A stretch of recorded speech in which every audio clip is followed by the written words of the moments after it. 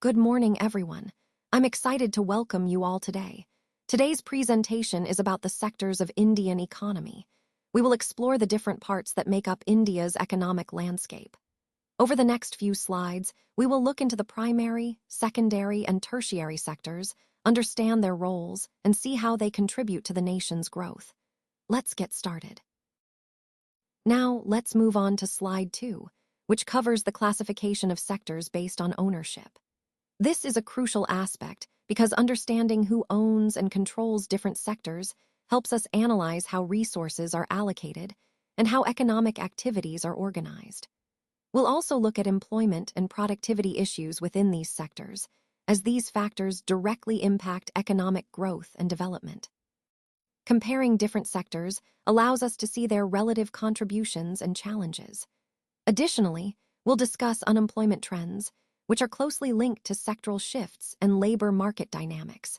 We'll explore employment trends over time to understand how job opportunities evolve across sectors. The slide also introduces the major sectors of the Indian economy, highlighting their roles. We'll examine the organized and unorganized sectors, emphasizing differences in regulation, stability, and growth potential. Lastly, we'll touch on the growth of the tertiary sector, which has become dominant in recent years, reflecting changes in economic structure. All these points connect to our broader theme of understanding how different parts of the economy function and interact to shape overall economic development. Let's start with the basics by exploring the introduction to economic activities. This slide sets the foundation for understanding how different sectors contribute to the economy. Economic activities are essentially the actions people take to earn a living and sustain their livelihoods. They can be broadly categorized into three main types: primary, secondary, and tertiary activities. Each of these plays a vital role in the overall economic structure. As we move through this presentation, keep in mind how these activities interconnect and support the economic development of different regions. Understanding these key points helps us grasp the broader picture of how economies grow and evolve over time. Welcome to slide 4, where we delve into the classification of human activities. As we explore this, keep in mind that understanding how we categorize human actions is fundamental to many fields, from activity recognition to behavior analysis. First, we often divide activities into different types based on their nature and complexity. For example, there are simple activities like walking or sitting. These are considered basic or low-level activities. Then, we have more complex actions that involve multiple steps or coordination, such as cooking a meal or playing a sport. Recognizing these requires a deeper understanding of the sequence and context of movements. Another key point is that activities can be classified into categories like daily living activities, sports, or even work-related tasks. This classification helps us tailor technologies, like wearable sensors or AI systems, to better interpret and respond to human behavior. Connecting this to our overall theme, understanding the classification of human activities is crucial for developing smarter, more intuitive systems that can interact seamlessly with us in various settings. It's all about creating a bridge between human behavior and technological understanding. Let's look at some everyday examples to understand what economic activities are. For instance, making furniture by a carpenter is an economic activity because it's done to earn money. Similarly, editing text by a newspaper editor or teaching students in a classroom are also economic activities. These are all actions performed with the purpose of earning income or creating something that has a measurable value. The key point here is that economic activities are not just about working. They are specifically those activities that produce goods or services that have a value which can be measured in terms of money. So, whether you're making furniture, editing, or teaching, if the activity results in something that can be valued financially, it counts as an economic activity. Understanding this helps us see how different jobs and tasks contribute to the economy by generating income and value. It's a fundamental concept that links everyday work to the broader economic system. All right, let's look at some common examples of non-economic activities. These include simple, Everyday actions like playing for enjoyment, going out for recreation, or a mother teaching her child at home. Taking care of a pet is another great example. The key idea here is that these activities are not done to earn money or generate income. Instead, they serve to fulfill emotional, physiological, or psychological needs. They bring joy, relaxation, or a sense of satisfaction that isn't tied to financial gain. Understanding this helps us see how many of our daily activities contribute to our overall well-being, beyond just economic productivity. This ties into the broader theme of recognizing the diverse ways we engage with life and find fulfillment. Let's take a closer look at the classification of economic activity. This slide helps us understand how economic activities are organized and categorized. Essentially, we divide economic activities into different sectors based on the nature of the work involved. These classifications are important because they help us analyze how economies grow and evolve. The main categories are primary, secondary, and tertiary activities. The primary sector involves extracting natural resources. Think agriculture, fishing, mining, things that use natural resources directly from the environment. The secondary sector focuses on manufacturing and industrial production, factories transforming raw materials into finished goods. Then we have the tertiary sector, which is all about services, like retail, healthcare, education, that support and facilitate the economy without producing tangible goods. Understanding these classifications is key to grasping how different parts of the economy contribute to overall development. It also helps policymakers identify which sectors need support or investment to promote sustainable growth. As we proceed, keep in mind how these sectors interconnect and how shifts between them can signal economic progress or challenges. Let's take a closer look at the classification of economic activity. This slide helps us understand how economic activities are grouped based on their purpose and nature. Broadly, these activities are divided into three main categories: primary, secondary, and tertiary.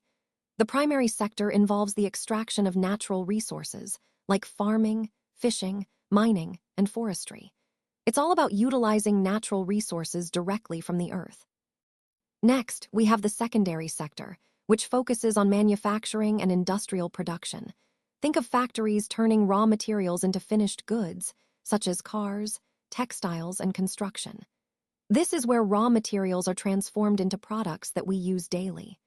Lastly, the tertiary sector is all about services, like education, healthcare, retail, banking, and entertainment. It's a vital part of the economy because it supports the primary and secondary sectors and directly serves consumers. Understanding these classifications is key because it helps us analyze how economies develop and where resources are allocated. It also ties into the overall theme of economic growth and development, showing us how different activities contribute to a nation's prosperity. Let's take a closer look at the sectors of the Indian economy. As you can see, the economy is broadly categorized into three main sectors: the primary, secondary, and tertiary sectors. Each of these plays a vital role in the overall economic structure. The primary sector involves activities like agriculture, fishing, mining, and forestry. Essentially, the extraction of natural resources. This sector is fundamental because it provides the raw materials needed for other sectors. Moving on to the secondary sector, this includes manufacturing and industrial production. Here, raw materials from the primary sector are transformed into finished goods and products, such as textiles, machinery, and chemicals.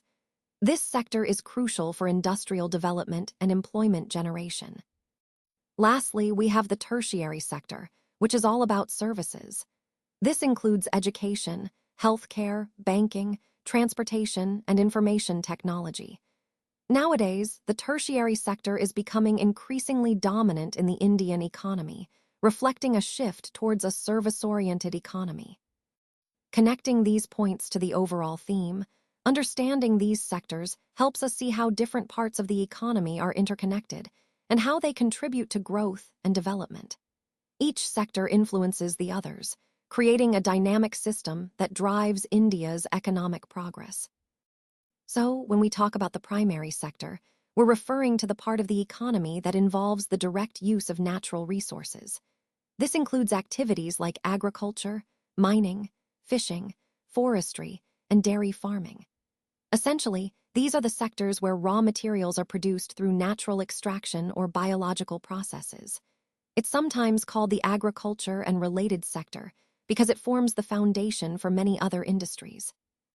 Understanding this sector is important because it highlights how natural resources are initially brought into the economy, which then fuels other sectors like manufacturing and services. Throughout our presentation, you'll see how this primary sector connects to broader economic development and resource management. Now, let's take a closer look at the characteristics of the primary sector. First, it is the supplier of raw materials to the secondary sector.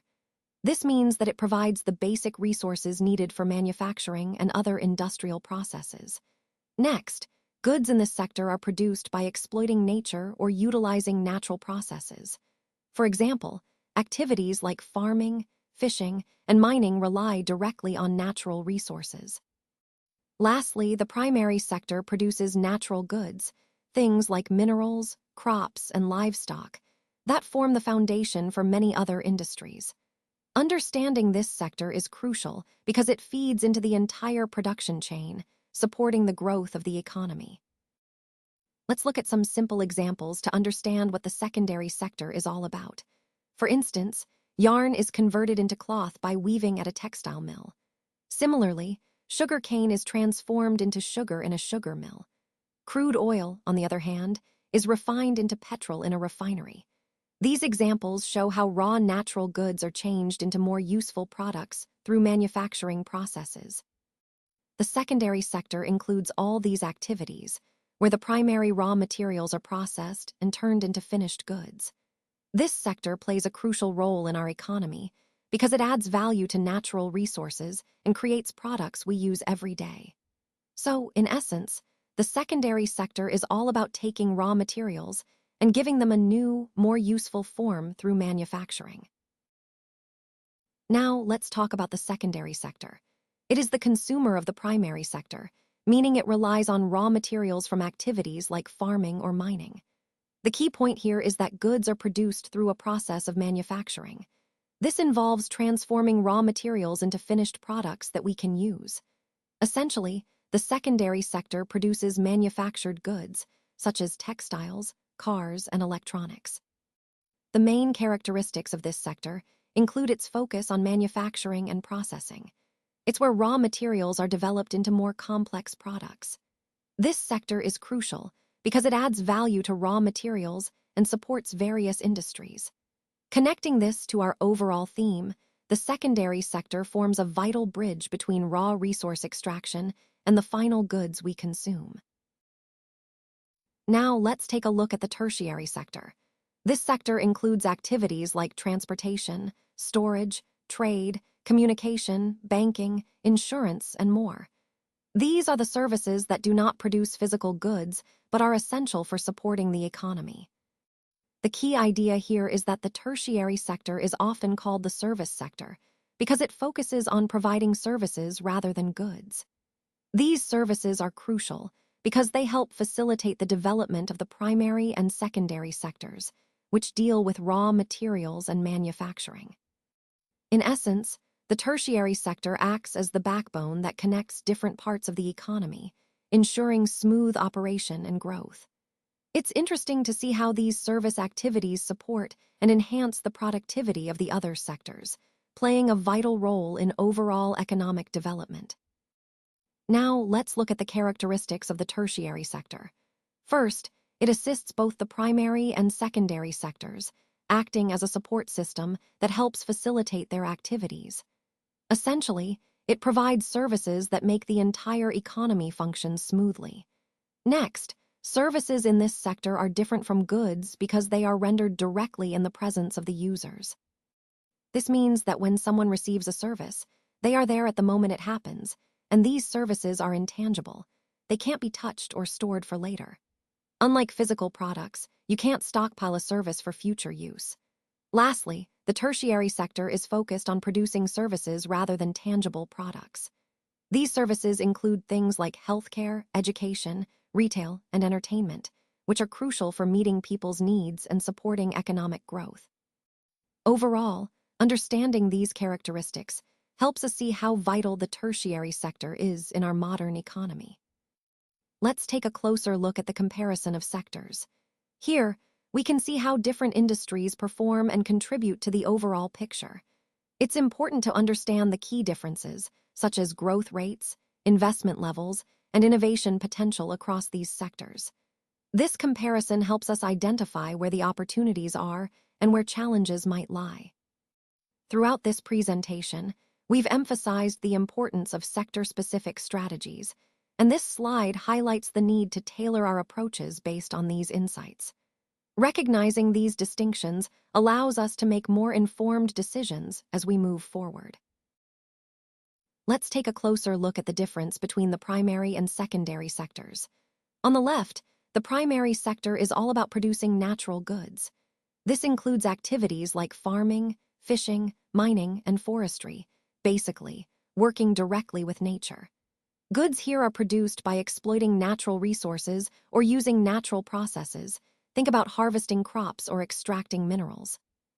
On the other hand, the secondary sector focuses on manufacturing goods.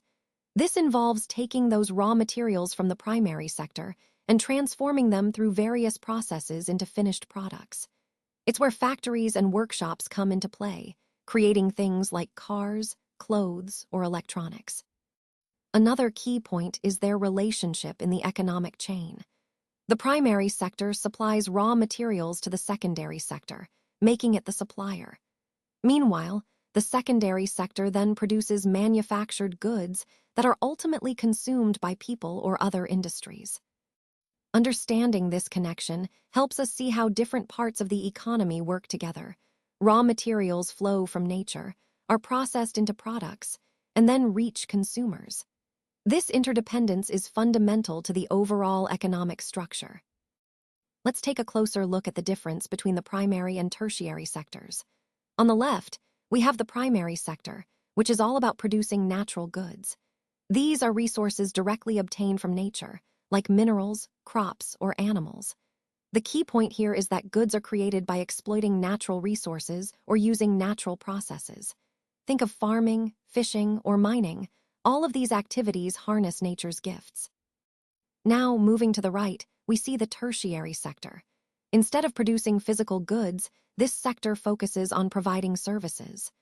These services are delivered directly to people or businesses, and they are intangible, meaning you can't hold or store them like products. For example, healthcare, education, or retail are all part of the tertiary sector. An important connection to remember is that the tertiary sector supports the primary and secondary sectors. It helps facilitate the distribution and consumption of goods, and in many ways, it acts as the backbone of the economy by ensuring that the products and resources produced are accessible and useful to society. So, while the primary sector taps into natural resources, the tertiary sector adds value through services, helping the economy function smoothly and efficiently. Both are essential, but they serve very different roles in the overall economic system. Let's take a closer look at the difference between the secondary and tertiary sectors. On the left, we see the secondary sector, which is mainly involved in producing manufactured goods. This means that raw materials from the primary sector are transformed into finished products through processes like manufacturing, assembly, or construction. Essentially, it's about turning raw materials into tangible items we can use. On the other hand, the tertiary sector focuses on providing services rather than goods. These services are delivered directly to people or businesses and are often intangible. For example, healthcare, education, retail, and hospitality all fall under this sector. A key point here is that services are rendered in the presence of users. They can't be stored or stockpiled like physical products. Another important distinction is that the tertiary sector often supports the primary and secondary sectors. It helps facilitate their operations by offering services such as transportation, banking, or communication. Meanwhile, the secondary sector relies on raw materials from the primary sector, making it a consumer of those resources. In summary, while the secondary sector is about making things, the tertiary sector is about doing things for people. Both are essential parts of the economy and interconnected in supporting overall development. Let's take a closer look at the interdependence of sectors. What this means is that different sectors within an economy are interconnected and rely on each other to function smoothly. For example, the manufacturing sector depends on the agriculture sector for raw materials, while the service sector supports the other two by providing essential services like finance, transportation, and communication. This interconnectedness highlights that no sector operates in isolation. Instead, they work together to sustain overall economic stability and growth. Understanding this interdependence is crucial because it underscores how changes in one sector can ripple through and impact others. This interconnected web is at the core of how economies develop and adapt to new challenges and opportunities, reinforcing the idea that a balanced and healthy economy depends on the collaboration and stability of all sectors involved. Now let's talk about how all three sectors, primary, secondary, and tertiary, are actually interconnected and rely on each other. You see, because they are interdependent, the products and services we use every day don't just come from one sector alone. Instead, they are the result of a collective effort involving all three. For example, consider a simple product like a smartphone. The primary sector supplies the raw materials, such as minerals and metals.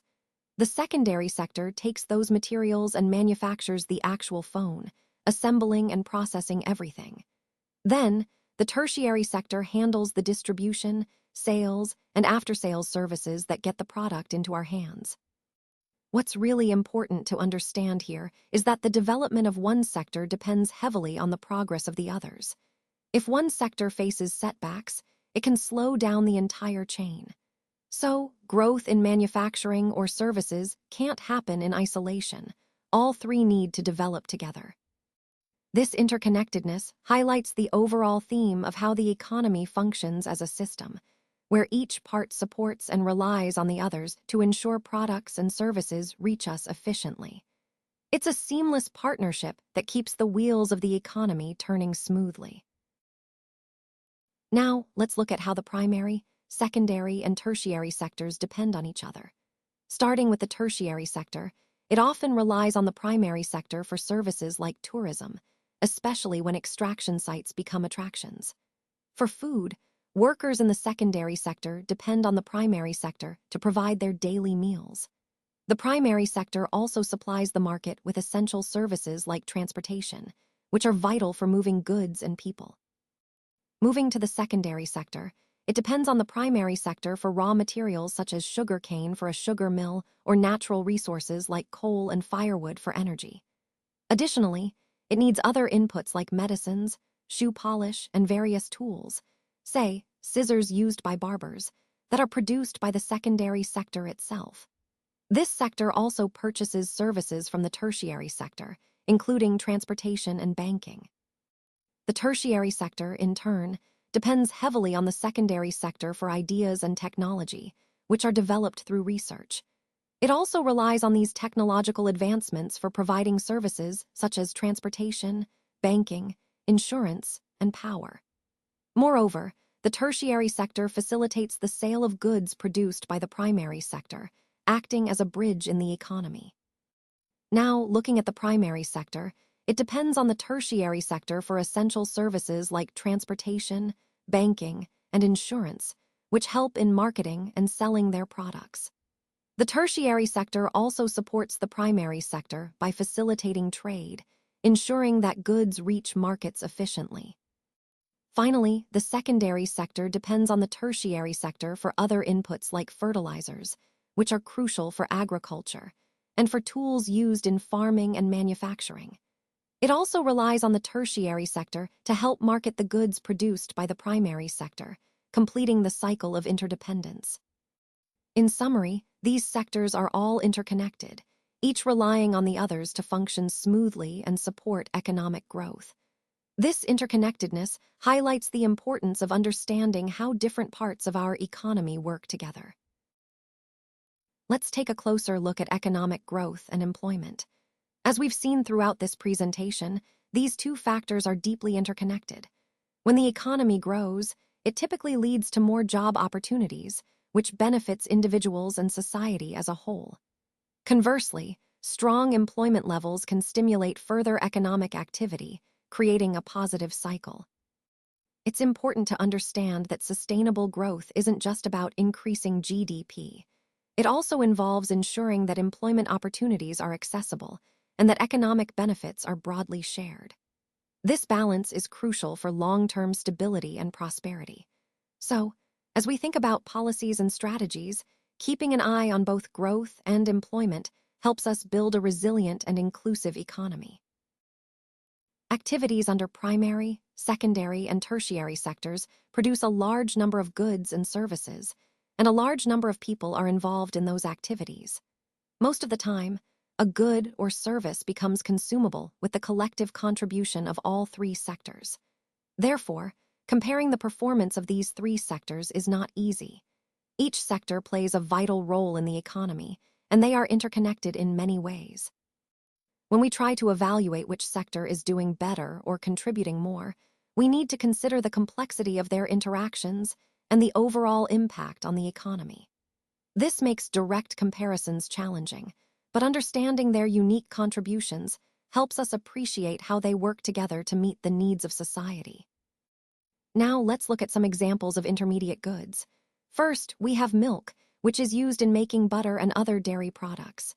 Then, there's sugarcane, which is processed to produce sugar. Lastly, raw cotton is used in the production of cloth. These are all good examples because they are not final products.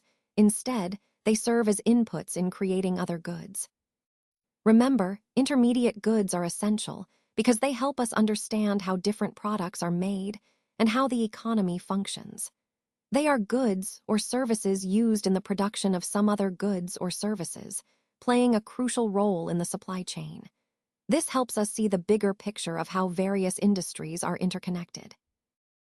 Let's look at these examples to understand what final goods are. First, we have a packet of biscuits. Once it's packaged and ready to eat, it's considered a final good because it's ready for consumption without any additional processing. Next, we see a car. When it's fully assembled and ready to drive, it's a final good as well. Lastly, a pencil. When it's manufactured and available for use, it's also a final good. The key point here is that final goods are products that are ready for the end user. They don't need any further work before they can be used or enjoyed.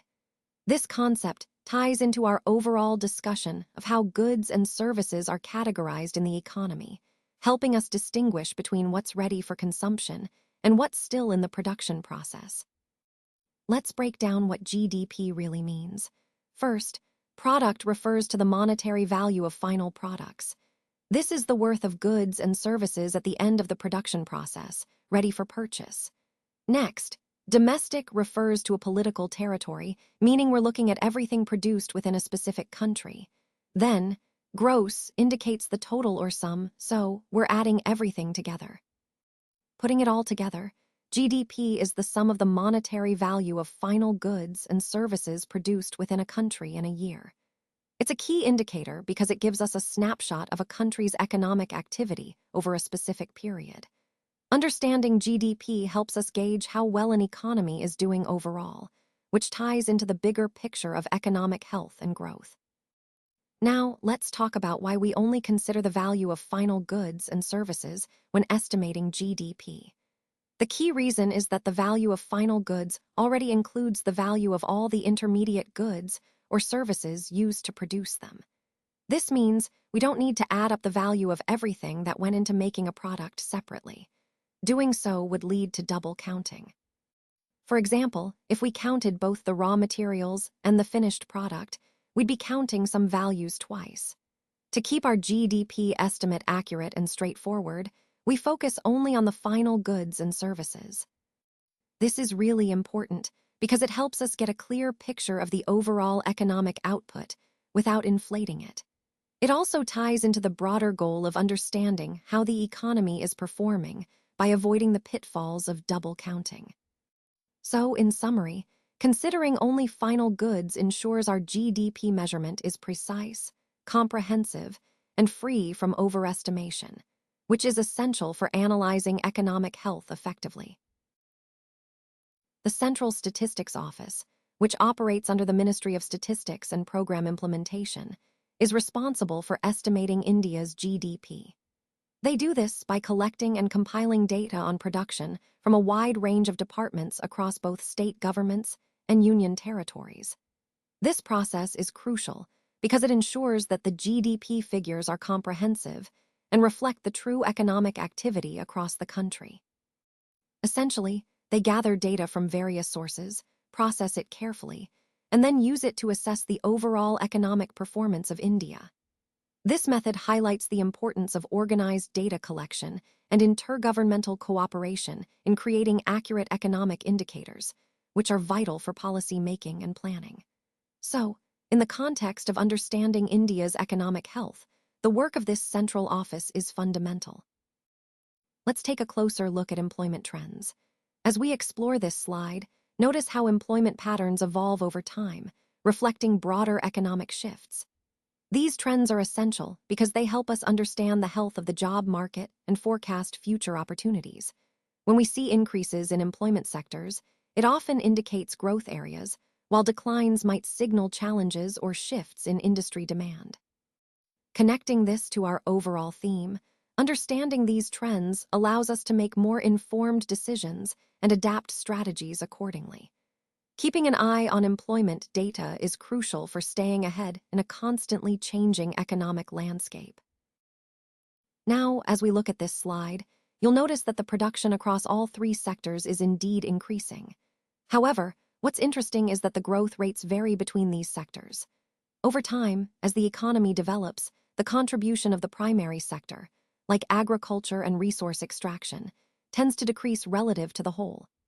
Meanwhile, the tertiary sector, which includes services like healthcare, education, and finance, is expanding its share significantly. This shift reflects broader economic development patterns, where economies move from being primarily resource-based to service-oriented. It's a key trend that highlights how the structure of a country's economy evolves over time, contributing to the overall growth story we're exploring today. Let's take a closer look at some of the employment and productivity issues we're facing today. These challenges are central to understanding the broader economic landscape and how it impacts both workers and businesses. First, employment levels can fluctuate due to various factors, including technological changes, economic shifts, and policy decisions. It's crucial to recognize that not all employment is created equal. Some jobs may be more stable, while others are more vulnerable to automation or market fluctuations. Next, productivity is a key metric because it measures how efficiently we are turning inputs like labor and capital into outputs, such as goods and services. When productivity stagnates, it can limit economic growth, even if employment remains steady. These issues are interconnected. For example, if productivity doesn't keep pace with employment, wages may stagnate, and overall economic well-being can be affected. Conversely, improving productivity can lead to higher wages and better job opportunities. Throughout this presentation, we've seen that addressing employment and productivity issues is vital for sustainable growth. Understanding these dynamics helps us develop strategies to foster a more resilient economy that benefits everyone. Let's take a closer look at the changes in employment across the different sectors. First, you'll notice that the increase in employment within the tertiary sector has been relatively modest compared to its contribution to GDP. This suggests that while the sector is becoming more important economically, the growth in jobs hasn't kept pace proportionally. At the same time, there's a clear, gradual shift happening. Employment is gradually moving away from the primary sector, like agriculture and mining, and increasingly into the secondary sector, which includes manufacturing, and the tertiary sector, which covers services. Despite this shift, the primary sector still remains the main provider of employment over time. It's interesting because it highlights how traditional sectors continue to play a crucial role, even as the economy evolves and other sectors expand. This overall trend underscores the ongoing transformation in our economy, where job growth is diversifying, but the primary sector's foundational role persists. It's a key point that ties into the broader theme of economic development and structural change over time. Let's start by looking at why the primary sector is facing some challenges. First, more people are working in this sector than are actually needed. This means there's often an oversupply of labor, which can lead to lower efficiency and productivity. Next, the productivity of the primary sector depends heavily on natural resources, which are limited and decreasing every day. As these resources become scarcer, it becomes more difficult to sustain high levels of output. Additionally, the infrastructure supporting the primary sector isn't well developed. This lack of proper infrastructure hampers efforts to improve productivity and efficiency. Finally, the technology used in this sector is still quite outdated and less advanced compared to other sectors. This limits the potential for growth and innovation, further contributing to low productivity. All these factors together help us understand why the primary sector struggles with low productivity, which is an important part of the overall economic development we're discussing. Disguised unemployment is a fascinating concept. It refers to a situation where more people are engaged in work than are actually needed for the job. In other words, some workers are there just to fill positions, even though their presence isn't essential for the work to continue smoothly. You can think of it as having extra hands on deck, but those extra hands aren't really contributing to productivity. What's interesting is that if we remove some of these workers, the work can still proceed without any hiccups. This indicates that the employment level is higher than necessary, and the extra labor is essentially redundant. Understanding disguised unemployment helps us grasp the nuances of employment issues, especially in economies where underemployment or overemployment can be hidden beneath the surface. It's an important concept because it shows us that not all employment is equally valuable, and sometimes reducing workforce can actually streamline operations without harming output. Let's now look at the differences between open unemployment and disguised unemployment. Starting with open unemployment, these are people who are not in work at all. They are actively seeking employment but haven't found any. Because they are not working, they have no income, which makes their situation quite clear and visible. This type of unemployment is easier to identify and, generally, easier to address because the problem is explicit. Now, on the other hand, disguised unemployment involves people who are apparently in work. They might be employed, but they are not working to their full potential. They might earn some income, but not as much as they could if they were fully productive. Since these individuals are already in jobs, they aren't actively searching for new employment, which makes this kind of unemployment less obvious. One of the key points here is that open unemployment is clearly visible and easier to solve because we see the problem directly. Disguised unemployment, however, is hidden and more difficult to tackle because the problem isn't immediately apparent and requires a deeper analysis. Understanding these differences is crucial because it helps us develop appropriate policies to address each type effectively. Let's take a closer look at the growth of the tertiary sector. As we can see, this sector has expanded significantly, reflecting the shift in our economy towards services. This includes industries like healthcare, education, finance, and retail, areas that are increasingly vital to our daily lives and economic health. The growth here highlights how societies are becoming more service-oriented, moving away from manufacturing and agriculture. This trend is crucial because it impacts employment opportunities, economic stability, and even how we plan for future development. Understanding this shift helps us see the bigger picture of economic transformation and how different sectors contribute to overall growth. As we look at this slide, let's start with the increase in disposable income. When people's income rises, they have more money to spend, which often fuels demand for various goods and services. This, in turn, encourages growth across different sectors of the economy. Next, we see the emergence of new laws. These legal changes can open up new opportunities for businesses and workers, creating a more dynamic environment for economic development. They often help formalize industries and improve working conditions. Moving on, the development of primary and secondary sectors is crucial. The primary sector involves activities like agriculture and mining, while the secondary sector includes manufacturing and construction. As these sectors develop, they form the backbone of economic growth, but it's important to note that disguised unemployment isn't limited to just the primary sector. It exists in other sectors too, meaning that some workers may be underemployed or not fully utilized, even in more advanced industries. Now, regarding underemployment in sectors, this refers to workers who are employed in jobs that do not fully utilize their skills or provide adequate hours or wages. It's a subtle issue that can slow down overall economic progress. We also see the introduction of new services. This includes sectors like healthcare, education, and information technology, services that are increasingly vital in a modern economy. The demand for basic services is rising as well, driven by population growth and changing lifestyles. People want better access to healthcare, education, transportation, and communication. Finally, all these factors contribute to the growth of the tertiary sector, which is the service industry. The reasons behind this growth include increasing income levels, technological advancements, and changing consumer preferences. As a result, the tertiary sector becomes a major driver of economic activity, providing a wide range of services that support the overall development of the economy. Let's take a closer look at the organized and unorganized sectors. When we talk about the organized sector, we're referring to those employment areas that are regulated by the government.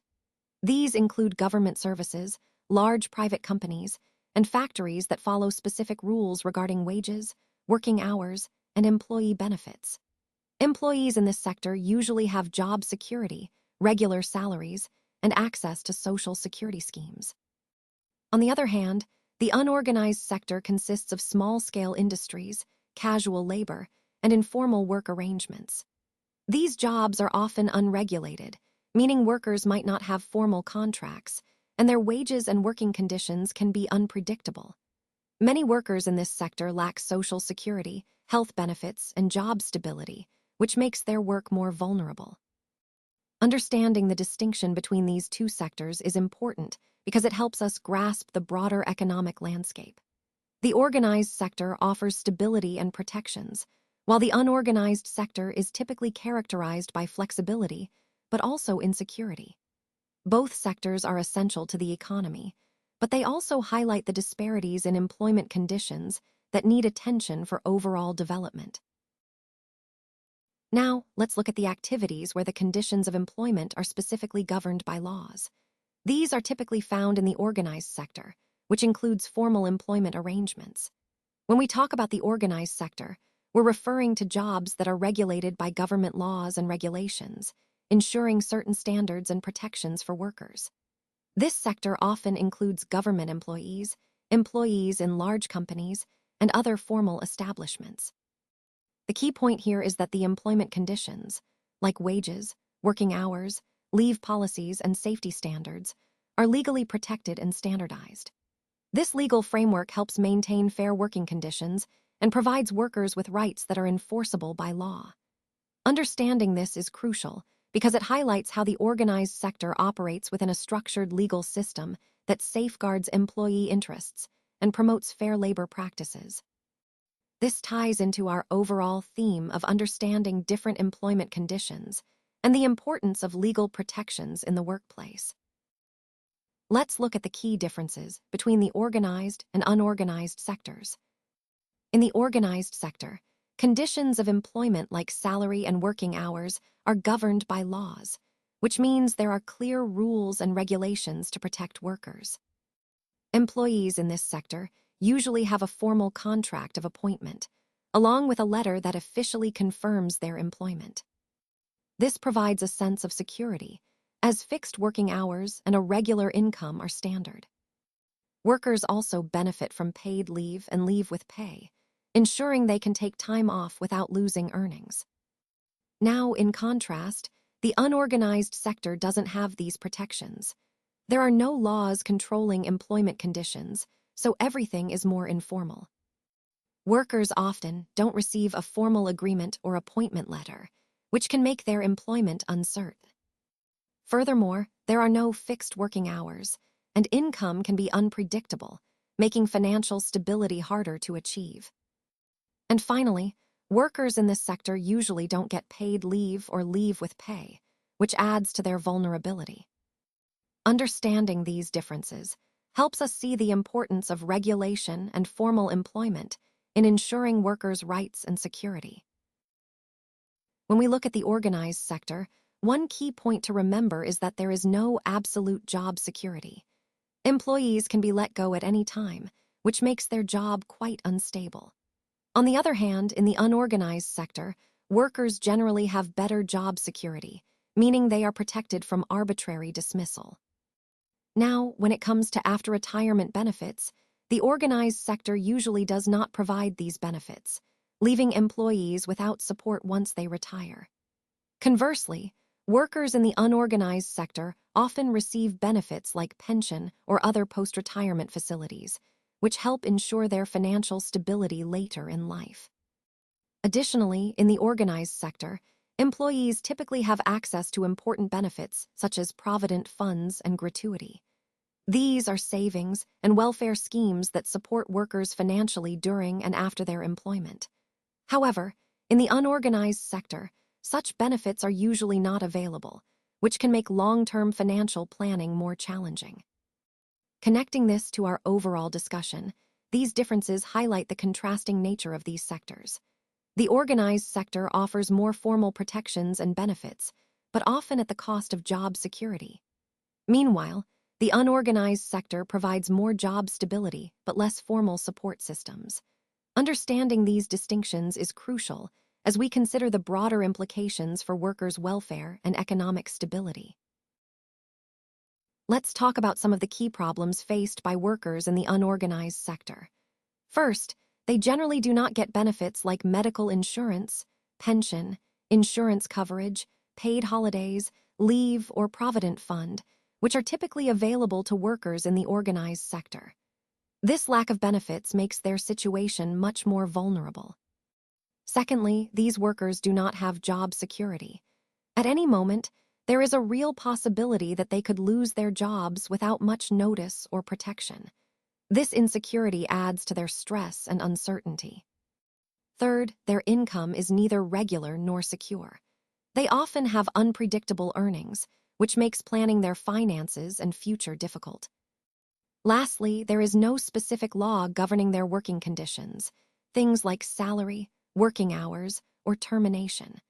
Workers are essentially bound to work according to the employer's whims, without legal safeguards.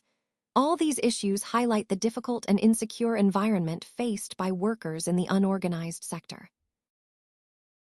Most basic goods like food and other agriculture-based products and services are provided by the unorganized sector. Without this sector, the economy of the country could come to a standstill. In fact, around 92% of our country's working population is engaged in this sector, which shows how vital it is. But of course, working in the unorganized sector comes with many challenges and problems. That's why it's so important to protect their interests. Ensuring their rights and well-being is not just a moral obligation. It also helps maintain the overall stability and growth of our economy. So, as we look at the bigger picture, remember that supporting these workers is crucial for the nation's progress. Let's look at some key measures to protect workers in the unorganized sector. First, we need to make some laws to regulate the work in this sector. This helps ensure that workers' rights are protected and that their work conditions are fair. Next, developing infrastructure facilities is crucial. Better infrastructure can improve safety, health, and overall working conditions for these workers. Another important point is developing mechanisms for the strict implementation of these laws. Having laws is one thing, but ensuring they are enforced effectively is what really makes the difference. We also need to provide subsidized facilities to workers in this sector through direct benefit transfer, or DBT. This way, they can access essential services and support directly, which helps improve their quality of life. Finally, creating more employment opportunities in the organized sector can also help. It can provide better job security and social benefits for workers, reducing the vulnerabilities faced in the unorganized sector. All these measures together form a comprehensive approach to safeguarding the rights and improving the conditions of workers in the unorganized sector. Let's take a closer look at unemployment. As you can see, this slide highlights some key aspects related to joblessness in the economy. Unemployment is a crucial indicator because it reflects the health of the labor market and the overall economy. When unemployment is high, it often signals economic distress, while low unemployment suggests a robust job market. It's important to understand that unemployment isn't just about the number of people without jobs. It also involves factors like the types of jobs available, the skills of the workforce, and how quickly people can find new employment. Throughout our discussion today, we'll see how unemployment impacts economic stability, consumer confidence, and even government policy decisions. Remember, addressing unemployment effectively is essential for fostering sustainable growth and ensuring that more people can participate fully in the economy. When a person is willing to work at the prevailing wage rate but still cannot find a job, this situation is known as unemployment. It's an important concept because it reflects the gap between the number of people who want to work and those who actually have jobs. Essentially, unemployment occurs when capable and willing workers are unable to secure employment despite their efforts. This can happen for various reasons, such as economic downturns, technological changes, or mismatches between skills and available jobs. Understanding unemployment helps us grasp the health of an economy and the challenges faced by workers. It's a key measure we use to evaluate economic performance and to develop policies aimed at creating more job opportunities. So, in the broader context of our presentation, recognizing what unemployment is allows us to better understand labor market dynamics and the importance of fostering conditions that promote full employment. When we talk about criteria for employment, there are several key points to consider that ensure a person is ready and able to work. First, the individual must be prepared to work at the prevailing rate of wage in the market. This means being open to the current salary levels offered for similar jobs. Next, it's important that they have the legal approval to do the job they desire, which could include necessary permits or licenses. Additionally, the person should possess the required skills to perform the job effectively. Having the right skills not only helps in doing the work well, but also increases the chances of employment. Willingness to work is another crucial factor, being motivated and ready to engage in work whenever opportunities arise. Lastly, age plays a role. Typically, the eligible age range is between 18 and 60 years. These criteria collectively help define who is considered unemployed, ensuring that those actively seeking and capable of working are accurately identified within the labor market. Understanding these points is vital as they connect directly to the overall theme of employment and unemployment, highlighting who is available and prepared to contribute to the workforce. Unemployed people often face difficult choices, and unfortunately, this can lead them to engage in socially or legally undesirable activities just to make a living. This not only affects their lives, but can also have broader negative impacts on society. Additionally, unemployment causes a decrease in the per capita income of a country, meaning that the average income of each person drops, which can hinder overall economic growth. Unemployment is also a significant wastage of our most valuable resource, human talent and potential. When people are unable to find work, their skills and abilities go underutilized, which is a loss for everyone. Moreover, unemployed individuals still consume resources, but their income is often derived from those who are employed. This creates an economic burden on the employed population, as they end up supporting those without jobs. All these factors highlight why unemployment is such a serious problem. It affects individual lives, hampers economic development, and strains societal resources. Government, from time to time, announces and implements various employment schemes to fight unemployment or hidden employment. Schemes like NREGA, which stands for the National Rural Employment Guarantee Act, is one of the latest initiatives announced by the government in 2004. This program is quite significant because it guarantees a minimum of 100 days of employment to at least one person from every rural household. The idea behind this is to ensure that rural poor citizens have a guaranteed right to work, which is a critical step towards reducing poverty and providing economic stability. These government-aided schemes are part of the broader effort to address unemployment through targeted, tangible programs that aim to support those most in need. They connect directly to our overall theme of exploring how government interventions can effectively combat unemployment and promote inclusive growth. Let's talk about some effective measures to create employment opportunities. First, providing easy and affordable credit facilities is crucial. When credit is accessible and affordable, small and medium enterprises can thrive, leading to more job creation. Next, the setting up of industries plays a vital role. Industrial development not only boosts economic growth, but also directly contributes to employment generation. Another important aspect is providing skill-based vocational training. Equipping our workforce with relevant skills ensures they are employable and can meet the demands of various industries. Lastly, the development of infrastructure facilities supports all these efforts by creating a solid foundation for business operations and connectivity. Together, these measures form a comprehensive approach to generate employment, aligning with our overall goal of sustainable economic growth and improved livelihoods. Now, let's take a closer look at the classification of sectors based on ownership. This slide highlights how different sectors of the economy are categorized depending on who owns or controls them. Understanding this classification is crucial because it helps us see the structure of economic activities and the roles played by various entities. Essentially, sectors can be owned privately, publicly, or sometimes by a mix of both. Private ownership typically involves individuals or companies that operate for profit, while public ownership is managed by government entities aimed at serving the public interest. Recognizing these distinctions allows us to analyze how resources are allocated, how policies impact different sectors, and how the overall economy functions. This classification ties into the broader theme of economic organization and helps us understand the foundation of different industries and services. As the general public is the true owner of the government's money, the public sector has a vital responsibility to be accountable to them.